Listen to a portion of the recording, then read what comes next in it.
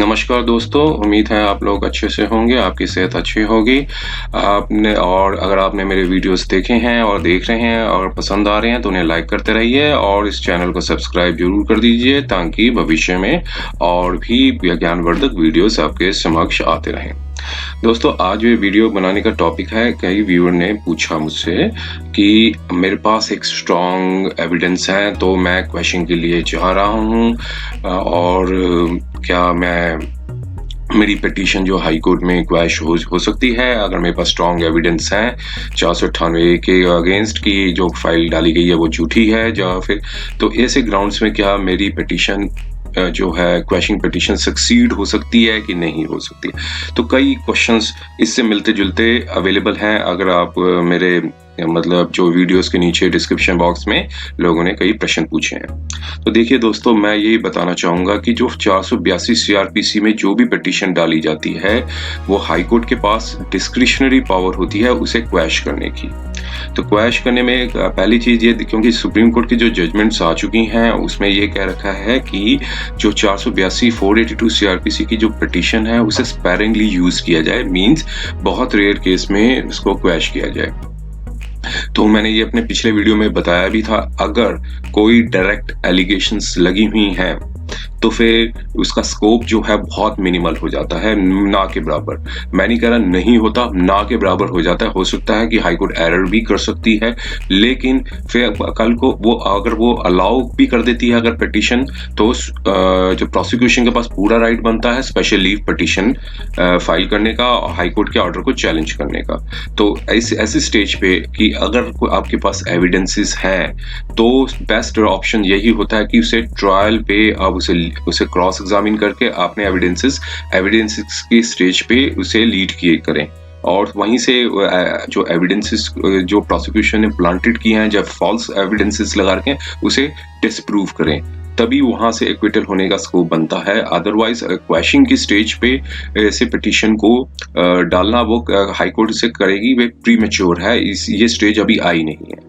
तो देखिए, अगर मान लीजिए आपके पास अगर एविडेंसेस हैं भी तो आप पिटीशन डालेंगे तो आप बताइए, खुद ही सोचिए कि एविडेंसेस को कैसे लीड करेंगे वहाँ पे, क्योंकि हाई कोर्ट जो है वो अपनी जो एविडेंसेस को रजिस्ट्रार कोर्ट में लेती है। अगर कोई सिविल प्रोसीजर कोर्ट में भी कोई पिटीशन डाली जाती है, जैसे कोई क्लेम आप कर रहे हैं 2 करोड़ से ऊपर का, तो भी एविडेंसेस जो है वो रजिस्ट्रार कोर्ट में ही लीड किए जाते हैं एविडेंसेस को। जब कोर्ट जो है ओरिजिनल ज्यूरिसडिक्शन, एक होती है ओरिजिनल ज्यूरिसडिक्शन, इसकी जो सूट वैल्यू है 2 करोड़ से ऊपर की है, तो वो जो है दिल्ली में बता रहा हूँ, अगर तो उस केसेस में सारे एविडेंसेस को रजिस्ट्रार कोर्ट में लीड किए जाते हैं। वहीं क्रॉस एग्जामिनेशन और एविडेंसेस जो है वो डाल देखे जाते हैं, उसके बाद ही जो रिकॉर्डिंग होती है, उसके बाद सारे एविडेंसेस की जब कंप्लीट हो जाते हैं तो फिर वापस बेंच के सामने रखा जाता है। आप एविडेंसेस आपके पास हैं, कोई टेप रिकॉर्डिंग है या फिर आपके पास कोई सफिशिएंट प्रूफ है, हाई कोर्ट उस केसेस में एंटरटेन नहीं करेगा। कि आप सोचेंगे आप एंटरटेन करें तो हाई कोर्ट ऐसे केसेस में एंटरटेन नहीं करेगा। वो यही कहेंगे कि आप ट्रायल कोर्ट में जब आइए, प्रोसिक्यूशन को अपॉर्चुनिटी दीजिए प्रूव करने के लिए केस को, अपने एविडेंसेस है उसे डिसप्रूव कीजिए, अपना क्रॉस एग्जामिनेशन कीजिए, फिर अपने एविडेंसेस डिफेंस एविडेंसेस में लीड कीजिए, वही आपकी स्टेज बनती है। हाँ जी, अगर एलिगेशंस नहीं है, बहुत वेग एलिगेशंस है, खासकर किसी जो हस्बैंड के जो फैमिली मेंबर्स हैं, अगर वो सिबलिंग्स हैं, दूसरे देशों में रह रहे हैं, दूसरे कंट्री शहर में रह रहे हैं, जीरो कांटेक्ट में है, और या फिर ऐसे रिलेटिव जो कोई कंसर्न ही नहीं है जिनका हस्बैंड के साथ, या फिर ऐसी एलिगेशंस लगाई हैं जो बहुत ज्यादा वेग हैं, तो ऐसे केसेस में माननीय हाई कोर्ट अपनी डिस्क्रिशन में वो जो पिटीशन है उसको क्वैश कर सकता है। लेकिन उसके बाद भी प्रोसिक्यूशन का राइट बनता है कि वो स्पेशल लीव पिटीशन को वो आगे सुप्रीम कोर्ट में चुनौती दे सके। तो देखिए, हाई कोर्ट में आप पिटीशन डालेंगे, साल 6 महीना, अगर कोरोना अभी फैला हुआ तो आपका साल 2 साल भी लग सकते हैं, उससे ज़्यादा भी टाइम लग सकता है। और फिर अगर कल को सक्सीड हो भी जाती है, फिर प्रोसिक्यूशन के पास भी राइट बनेगा सुप्रीम कोर्ट में जाने का। तो अगर सुप्रीम कोर्ट एंटरटेन करेगी तो उसमें कई साल और लग जाएंगे, फिर ट्रायल तब तक स्टे ही रहेगा, और तब तक ट्रायल जो है वो चालू नहीं होगा अनलेस कोई मतलब कोई स्टे ऑर्डर आता है। अगर जब फिर हाई कोर्ट स्टे देने से या फिर सुप्रीम कोर्ट स्टे देने से मना कर देता है तो ट्रायल भी साथ साथ चलेगा और फिर पिटीशन भी पेंडिंग रहेगी। तो अगर कई साल के बाद फिर ट्रायल चालू कराया जाए और आपके पास एविडेंसेस हैं, उस ट्रायल को इसने स्पीडियल डिस्पोजल किया कराया जाए, कौन सा बेहतर है ये आपको डिसाइड करना है। तो अब मैं आपके सामने 2 जजमेंट्स लेकर आ रहा हूँ। जजमेंट्स में आप खुद ही देखिए, और क्योंकि मैंने जो वर्डिंग्स लिखे हैं आपके इस वीडियो में वो सब्सटेंशिएट कर रहा हूँ उस जजमेंट्स के बेसिस पे, क्योंकि वेगली नहीं बता रहा, सिर्फ स्टेटमेंट जो जजमेंट्स हैं उस पे आप देखिए ये आदेश कुमार शर्मा की एक जजमेंट थी। ये जजमेंट जो है, केस टाइटल है Aadesh Sharma versus state of UP. ये इलाहाबाद हाई कोर्ट ने ये जजमेंट दी थी। इस केस में भी जो पिटीशन फाइल की गई थी क्वेश्चन पिटीशन की, और इसमें जो बताया गया था कि 498, 323, 504, 376, 511, 328 और 3 और 4 DP डाउरी प्रोहिबिशन एक्ट जो फाइल हुआ है उसको क्वैश कर दिया जाए। तो माननीय जो इलाहाबाद हाई कोर्ट थी, उन्होंने पैरा नंबर 11 पे देखिए, इन्होंने पूरी अपनी कंटेंशन रखी, सारी एलिगेशन झूठी है, एन ऑफ द थॉट है, या फिर जो भी अपनी जो डिफेंस रखना चाहते थे, पूरा का पूरा डिफेंस जो है माननीय हाई कोर्ट के सामने रख दिया। आगे देखिए, आगे क्या बताया, 11 नंबर पैराग्राफ में माननीय हाई कोर्ट ने सुप्रीम कोर्ट के फैसले को ऊपर रिलाई किया। उन्होंने बताया कि mutual chemicals and pharmaceuticals private limited versus biological E limited, इसमें क्या कहा था कि scope and ambit under exercising power under section 482 CRPC and how conscious be careful the approach of the court should be, we deem it aptly to extract the relevant portion of the judgment। तो क्या बताया था उस judgement में, exercise of the jurisdiction under inherent powers as envisaged under in section 482 of the court to have complaint or charge sheet quash is an exception। देखिए यहाँ साफ साफ बता दिया, is an exception rather than the rule। The case for quashing at the initial stage must have to be treated at the rarest of the rare, देख लीजिए, and not to scuttle the prosecution. तो अब आपकी देख लिए, खुद ही आपका clarify हो गया है, जजमेंट सुप्रीम कोर्ट की ऑलरेडी आ चुकी है। साफ साफ क्या रखा है कि जो 482 CRPC की पिटीशन है वो रेयरेस्ट ऑफ रेयर केस में की जानी चाहिए, ना कि स्कटल करने के लिए, प्रोसिक्यूशन को खत्म करने के लिए, मतलब जो है डिसप्रूव करने के लिए। तो ये स्कटल द प्रोसिक्यूशन कहाँ हो सकता है, during at the stage of the evidences. अभी स्टेज वो नहीं आती है कि जिसमें आप पिटीशन फाइल करते हैं। आगे क्या बताया कि with this report, first information report, the bail is to rule and there thenceforward the law takes its own course, the investigation ensues in accordance with the provisions of law। तो ये तो सारी जो पोर्शन था उन्होंने extract लगा दिया था, पूरा का पूरा सुप्रीम कोर्ट की जो जजमेंट थी उसके ऊपर उन्होंने क्वेट किया था। आगे देखिए, आगे बताया, फिर एक केस हुआ था, गीता मल्होत्रा का केस हुआ था, Geeta Malhotra versus state of UP का। उन्होंने इस जजमेंट पर भी रिलाई किया जो माननीय सुप्रीम कोर्ट ने 2012 में डाली थी। उन्होंने कहा था उस केस में रिलीफ मिला था तो हमें भी रिलीफ मिलना चाहिए।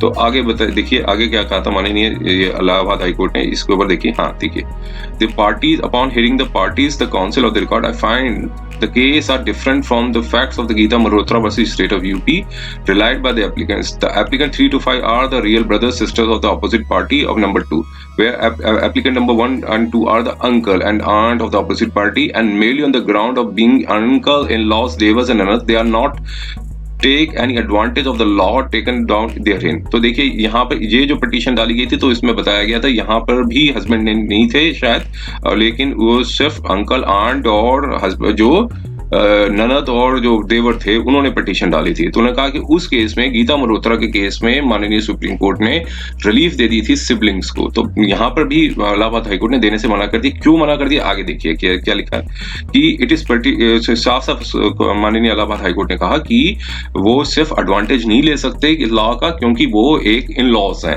इसकी अंकल इन लॉज है और या फिर देवर और ननद है, तो इसलिए हमें प्रोसिक्यूशन ना फेस करना पड़े, इस ग्राउंड पे नहीं ले सकते। आगे क्यों नहीं ले सकते इसके ऊपर पूरा डिस्कस किया है। It is person to that कि the question of inherent jurisdiction was invoked and applicant though have raised the question of jurisdiction, but in the view of the facts and the face of the court, and mentioned in the divorce petition against file number up to opposite party number 2, copy of the above plea does not lie in the mouth of applicants in the above petition. It has been specifically mentioned that the parties are residents of Varanasi, and unless any cogent evidence is produced, देख लीजिए, unless cogent evidence is produced, otherwise during the trial the above arguments are not sufficient for quashing the charge sheet. तो देखिए साफ कह दिया है कि अगर आपके पास कोई स्ट्रॉन्ग एविडेंस है, उसे आप ट्रायल पे नहीं लीड करेंगे, तब तक कोई ऐसी कोई अदर कोई ग्राउंड नहीं दिखाएंगे, तब तक क्वैश नहीं की जा सकती। और may not take contradictory plea about the jurisdiction for avoiding the prosecution. तो it is pertinent to mention the specific allegations, यहाँ पर देखिए साफ कह दिया, specific allegations have been made against the applicants, there appears no illegality in the impugned order of the taking the cognizance upon the submission of the chargesheet.